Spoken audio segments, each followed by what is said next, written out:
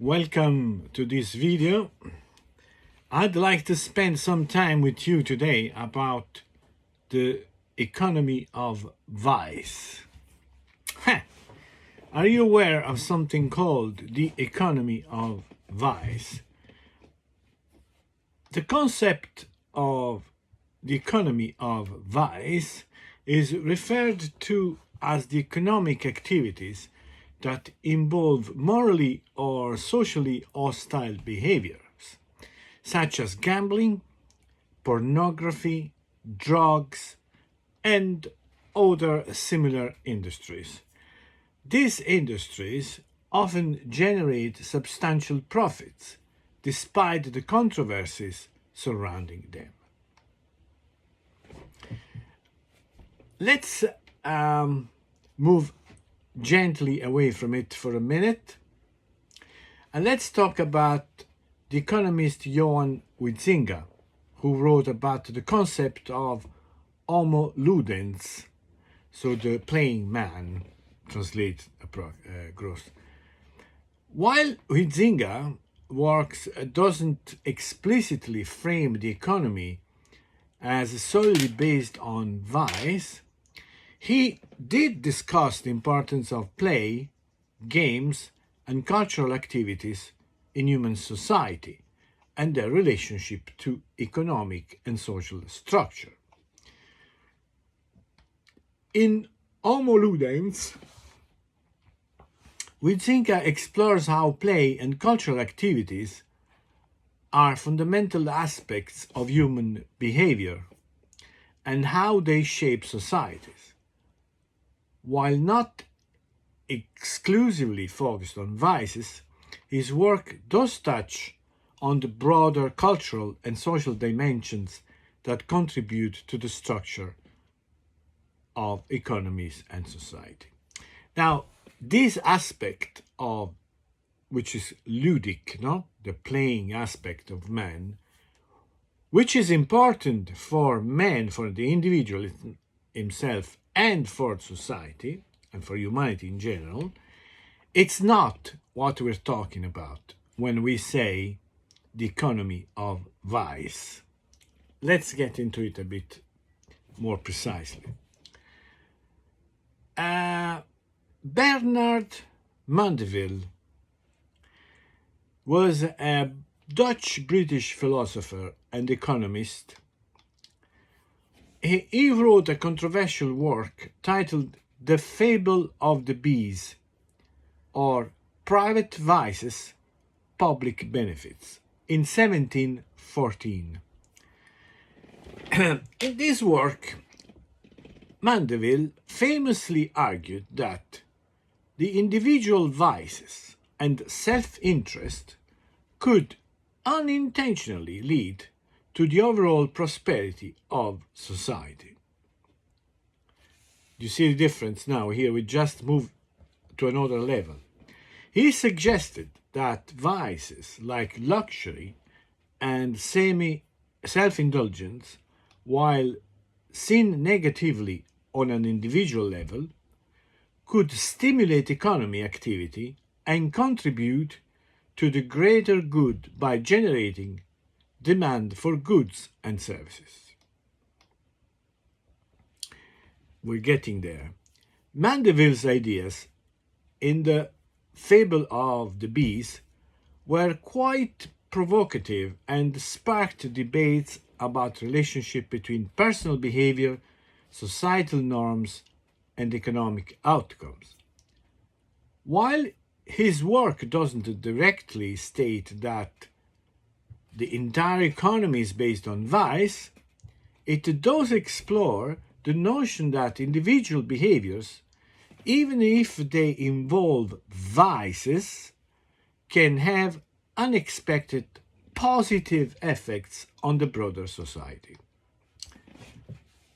Mandeville ideas, as presented in the Fable of the Bees, have certainly left a lasting impact on economy, thought, and discussions about the complex relationship between individual actions and societal outcomes. let's describe, or let's be more precise about this economy of the vice economy. The products and activities such as alcohol, expensive food, fashion, smoking, drugs, the sex industry, the cultural industry are indeed popular in modern societies and often cater to various aspects of human desires and behaviors, including what might be considered vices. These industries often tap into human inclinations for pleasure, novelty, self-expression, and entertainment. It's important to note that these industries exist in a complex and multifaced manner. They can be seen as fulfilling both positive and negative aspects of human nature. The common thread among these various industries is that they offer products or experiences that fulfill certain human desires or needs, such as relaxation, self-expression, intimacy, entertainment, and unique experiences. However, they also pose potential risks and ethical dilemmas. Each industry's offerings can be enjoyed in moderation, but they often intertwine with consumerism and excess, leading to negative consequences for health, society, and the environment. These industries navigate a delicate balance between satisfying human cravings and addressing the potential drawbacks associated with their offerings, whether it's the health risks of excessive alcohol and drug consumption, the environmental impact of luxury foods, the ethical concerns within the sex industry, the influence of the culture industry on social value, or the promotion of status-driven materialism in the fashion world. These industries often raise questions about personal choice, societal values, ethics, and regulation. They showcase the intricate interplay between, and that I repeat, individual desires, market forces, cultural norms, and regulatory framework. They can be seen, as we have said already, as catering to human vices to varying degrees, but they also provide avenues for pleasure, creativity, self-expression, and cultural engagement.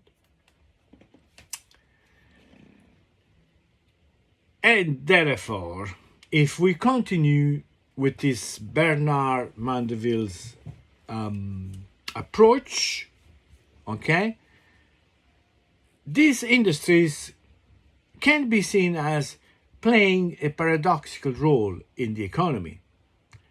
Mandeville's central argument was that private vices, when left unchecked, can lead to public benefits and economic prosperity. So we said that already, okay? Now, let's see what we could add more to each of these industry following this train of thought. The consumption of alcohol and drugs, although potentially carrying negative health and social consequences, can be seen as vices at an individual level. However, these substances demand also fuels economy activity encompassing production, distribution, and sale, thereby creating employment opportunities, government tax revenue, and overall economic expansion. Similarly, the fashion industry capitalizes on humanity's desire for vanity and social status, and while excessive focus on luxury might be deemed a vice, the pursuit of fashionable clothing and accessories generates product demand, which in turn propels economy activity across design, manufacturing, marketing, and retail. Likewise, the sex industry, including adult entertainment, meets pleasure-seeking demands, and though ethical concerns arise, the industry's economic transactions provide income for workers, revenue for related business, and even government tax income. The culture industry, encompassing entertainment, media, and art, aligns with this belief in the importance of personal entertainment and leisure.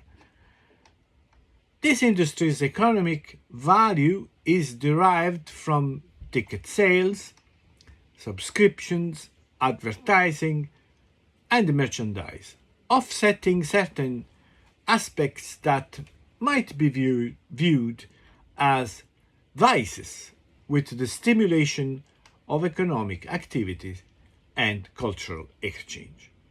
Moreover, the indulgence in expensive food for sensory pleasure and unique experience, though possibly considered a personal vice, contributes to agriculture, culinary arts, and hospitality sectors, thus fostering economic growth in alignment with the conception of Bernard Mandeville. Okay, so let's say it again. From Mandeville's perspective, the paradox lies in the fact that many industries built around human vices contribute to economic prosperity and social well-being. While individual behaviors might be considered morally questionable or excessive, the aggregate effects of these behaviors on the economy can lead to increased employment, higher tax revenues, and overall economic growth. This is the first part in which we expounded the two sides of the economy of vice based on Mandeville understanding of it. In the first instance, the argument that certain industries built around human vices contribute to economic prosperity does not necessarily mean that individuals within a society or their leaders are exclusively decadent, profit-oriented, or seeking only material satisfaction. Yeah, so that's the first. So if we stop at this first impression, first consideration, this side of the interpretation, we could say that within a society, individuals display diverse motivations, values, and aspirations. While some are drawn to vice-related industries for personal gain or pleasure, others are driven by creative expression, entrepreneurship, curiosity, or the aspiration to provide sought-after services. The interconnection, the interplay between industries and societal values is intricate. For while some are rooted in vices, they also serve as avenues for employment, innovation, cultural expression, and entertainment, as we have said. Like leaders and individuals engage in these sectors for various reasons, encompassing financial gain, artistic expression, or addressing market demands. The existence of vice-centric industries doesn't solely reflect individual decadence. Rather, it often mirrors market demand and consumer preferences inherent to market economies. Such industries arise to fulfill societal needs and desire.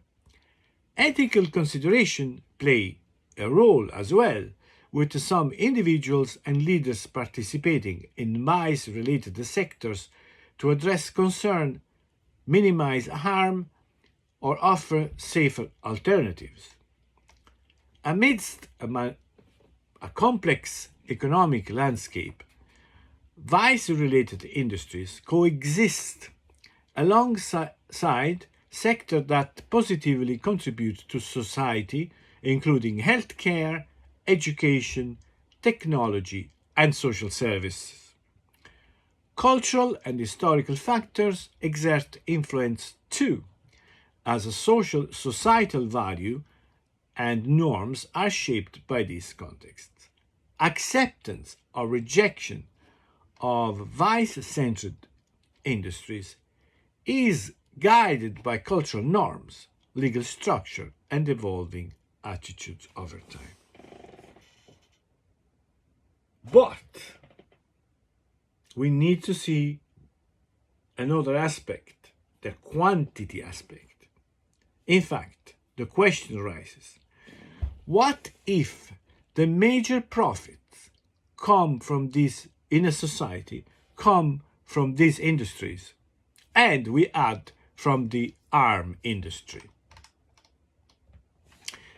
So, if a significant portion of a society's profits stems from industries commonly categorized as vice, including alcohol, tobacco, gambling, arm production, and the arms sector, a complex web of ethical, social, and economic considerations arise.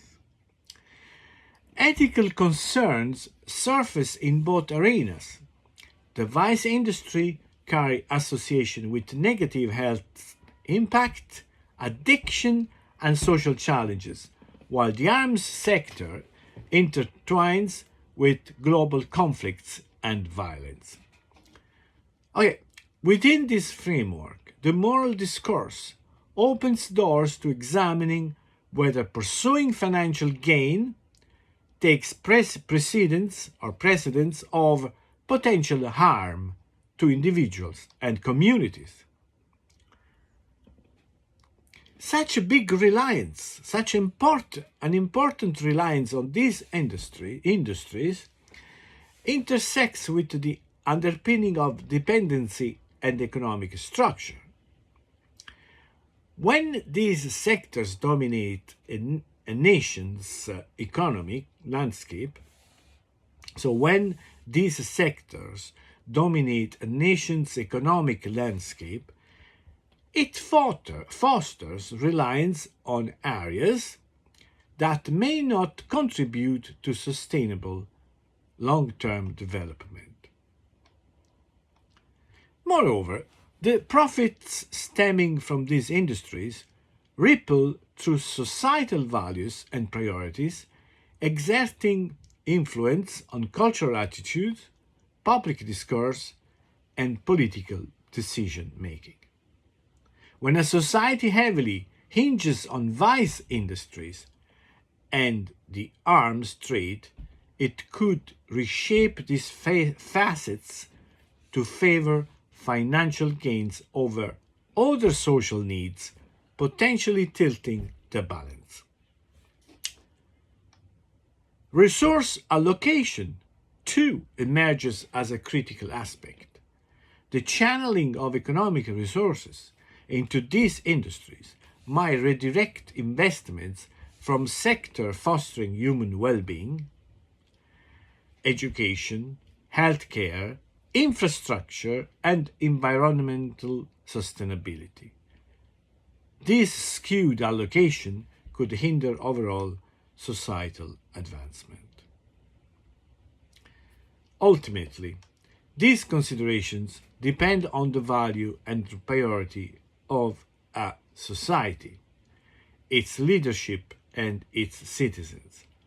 A well-rounded discussion involving ethics, economics, social well-being, and global impact is necessary when evaluating the role of such industries in a nation's economy. So, from these, have you seen the two sides of the story?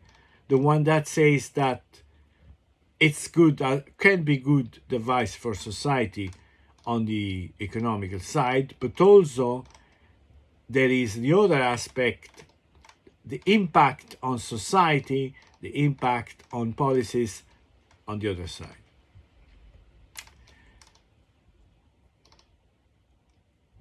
Okay, so that's why I'm going to conclude this, although long video on the vice economy by stating something that should be considered seriously. Okay, if you look at statistics, you will see that the values of these industries is enormous. If you put them all together, they're worth trillions of dollars.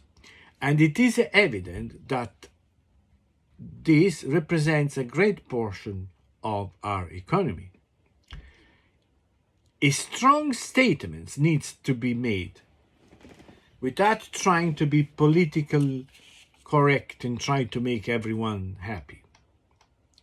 So here is a statement that straightforwardly addresses the significant economic impact of certain industries. Okay? The industries categorized as vice industries, encompassing areas such as alcohol, tobacco, gambling, sex, drugs, and the arms trade, undeniably command an enormous portion of our global economy. These sectors have demonstrated an unparalleled ability to generate substantial revenues, often reaching into the hundreds of billions and even trillions of dollars. While these industries may be associated with contentious or ethically charged activities, their undeniable financial weight cannot be ignored. It is evident that these industries, while sometimes the subject of ethical debate, play a crucial role in shaping the economic landscape. The sheer magnitude of their contribution raises questions about the balance between individual desires, societal norms, and economic realities. While some might decry their influence due to concerns about public health, social consequences, and international stability, others emphasize the jobs, tax revenue, and economic growth they stimulate. As we reflect on these industries, it is imperative to approach the discussion without the constraint of political correctness, acknowledging both their economic impact and the moral dilemmas they pose, recognizing the dichotomy between their financial significance and the potential and actual negative consequences they bring is essential for informed discourse and decision making in a complex and interconnected global economy. So, I hope you have watched this video so far. I know it's not a short video. I know the topic is a bit unusual, but please, I've tried to put on the balance two aspects. I've tried to show you how the interpretation of the impact on the economy of these vice industries is huge. And consequently, the impact on human life, impact on the environment, the impact on the moral, on the values of the society is also so important, so vast, enormous, to the point that you can ask yourself, is our society driven by these values? And maybe you should wonder if the expansion of these vice industries is not the root cause of such a loss of unity or loss of dimensional projected aspiration. The crisis of the Western world may be well rooted on the proliferation of the vice industries. If you want, you can let me know what you think. You can leave a like, you can follow me for more videos, and don't expect short 3-second videos. Goodbye. Thank you very much.